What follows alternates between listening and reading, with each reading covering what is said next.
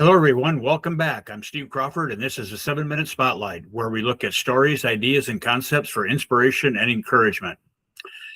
And today we're going to take a look at what do we have in our past and what do we need to leave behind going towards tomorrow. Several years ago, there was a financial services company that in their advertising on TV asked the question, what's in your wallet? We're going to change that up a little bit today and say, what's in your suitcase? And the idea of the suitcase came from the author, speaker, and consultant, Reggie McNeil. I've read several of his books. One of the best ones I highly recommend it, is called Get a Life. And I was able to hear Reggie speak at several different events. And in one of them, he speaks of that our family of origin and our circumstances, the way we grow up, the influences that we have when we're younger, really equips us with a suitcase that they send us off to the future with. And each one of us has a responsibility to stop, put the suitcase down, open it up, and decide, what am I taking to the future and what am I leaving behind? Now, what might those things be? Well, when it's family of origin, it can be things that are just the influences that your family had. Maybe there's some traditions. Maybe there's some events that took place that were really impactful. And we have to decide, is that going forward with us to the future? Or is that just are we going to leave it behind? Now, there's some things that may have happened to some of us, some of you, that were really, really traumatic events. And just listening to me and others is not going to be the remedy. It might be that you have to seek some type of counsel to have people walk through some things with you. I totally get that. I honor it. I respect it. I encourage it. But in many cases, we can also ask the question, does this pertain to me? Does this apply to me? Or does this matter? There may be something that really mattered when you were in high school that doesn't matter so much anymore when you're an adult. It might be a tradition that you've let go of. It might be something that somebody said. I grew up in Aberdeen, South Dakota at that time, say in the 60s and 70s, let's say 23,000, 25,000 population, somewhere in that area. And there's other people though that grew up in California, the Los Angeles area, maybe in New York, you grew up in the South or in Texas, whatever it is. The communities that we grow up in have an influence who we are. And some people like that and want to stay there the rest of their lives. Other people are like, no, I'm looking for something different. I'm looking for something more. And they move to another part of the country. That's fine. But one of those influences when I was growing up, and I may have mentioned this in other occasions, is that I was always told, you don't want to live in a big city. You don't want to leave South Dakota. You don't want to work for a big company. I'm in the transportation business, and the leader at that time was a company called Roadway. And so one of the comments was, you really don't want to work for Roadway.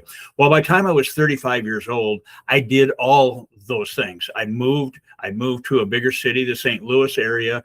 I worked for Roadway. And they're also a big company. And while I was there, I learned a lot of things. I got the equivalent of an education on what to do and what not to do by being a corporate employee for those 3.5 years. So it's not that it was bad, but it was something to leave behind. But all those influence of well-intended people, they were sharing what was important to them. And I think it's important for us to share our ideas, our values, our concepts, but we can't necessarily say that it's going to make somebody do something else. We want to influence others, but I don't think it's appropriate for us to try to control others.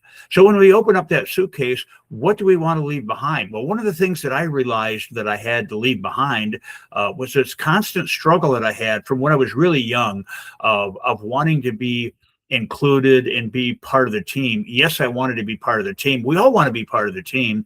But when it came to sports, I was always the smallest, and I never really had a growth spurt till I was like around 12, 13 years old. So pretty much I'm the last guy picked for every team. And you always, you want to, not only do you want to make the team, you really want to be involved. You'd like to not be the last person. It's just, part of life is don't really want to be just the last guy in that just barely made it. And that was something when I became an adult, it's just like, I need to celebrate. I need to work on the things that I'm good at, and not did I make this group or did I make that group, but am I having influence? Am I having impact? Am I making a contribution not only to myself, my family, and to others based on what I'm able to do, not what I wish I was able to do.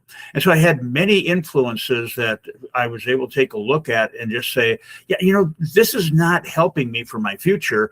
And I've had to leave it behind. So many things that we are told that might just be an opinion, we have a tendency to take it in as a truth. And you might have had somebody say, gee, you'll never amount to anything. You will amount to something. And we all will amount to something important. We'll all be important. When I say important, we'll have an opportunity to influence a small group, a medium-sized group, maybe a large group. But it doesn't matter how big the audience is, because the audience that we're performing for ultimately is God, because he gave us the talents and the abilities that we have. So the things that I do today, sometimes I look at and say, gee, why am I doing this? And sometimes, this is an old habit that I have to stop. But if I'm looking forward to why am I here, that with a small group or a large group, I can encourage others, I can help others, and help people in a very tangible way, not only just with, say, finances or a job or physical things, but also be able to give them encouragement, give them a reason to celebrate, give them a reason to look at themselves and say, yes, things are good. And we have many challenges in the world today, and each one of us has the opportunity to help someone else. So what's in your suitcase? What do you want to leave behind? What do you want to take to the future? That is something that all of us get to decide for ourselves. We'd love to hear from you. Our contact information is on the screen. Anytime you want to reach out, we would be glad to discuss and even add to one of our episodes something that you're interested in talking about.